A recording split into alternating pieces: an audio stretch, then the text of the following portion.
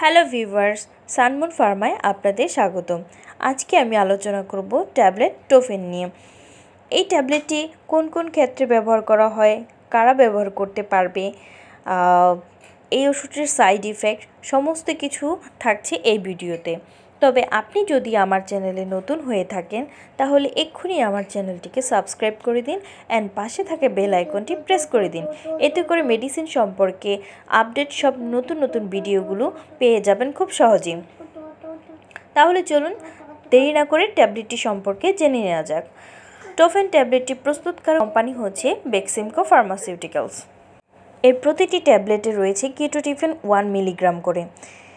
এবার আসি কারা কারা এই ওষুধটি ব্যবহার করতে পারবে। যাদের ব্রঙ্কিয়াল অ্যাজমা বা হাঁপানিজনিত সমস্যা রয়েছে, যাদের অ্যালার্জি এবং ঠান্ডাজনিত অ্যালার্জি রয়েছে এবং অ্যালার্জির কারণে যাদের চোখ এবং নাক দিয়ে পানি পড়ে, তারা এই ওষুধটি ব্যবহার করতে পারবে এবং এই ওষুধটি খুবই কার্যকরী হবে তাদের জন্য। এই ওষুধটির সেবনবিধি এবং মাত্রা। পূর্ণবয়স্ক এবং বয়স্কদের ক্ষেত্রে এই ওষুধটি একটি করে ট্যাবলেট দিনে 2 বেলা খেতে হবে খাবার পর 5 থেকে 7 দিন। বাচ্চাদের ক্ষেত্রে টোফেনের সিরাপ আকারে বাজারে পাওয়া যায়। তবে ওষুধ সেবনের পূর্বে অবশ্যই একজন রেজিস্টার্ড চিকিৎসকের পরামর্শ অনুযায়ী ব্যবহার করা উচিত।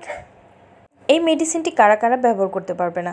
যারা কিটোটিফেনের প্রতি সংবেদনশীলতা রয়েছে এবং যাদের ইপিলেপসি বা মৃগী রোগ রয়েছে, তারা এই ওষুধটি ব্যবহার করতে পারবে না। গর্ভাবস্থা এবং স্তন্যদানকালে ব্যবহার। গর্ভাবস্থা এবং স্তন্যদানকালে ব্যবহারের ক্ষেত্রে অবশ্যই একজন চিকিৎসকের পরামর্শ অনুযায়ী ব্যবহার করা উচিত। এবার আসি এই ওষুধের সাইড ইফেক্ট সম্পর্কে।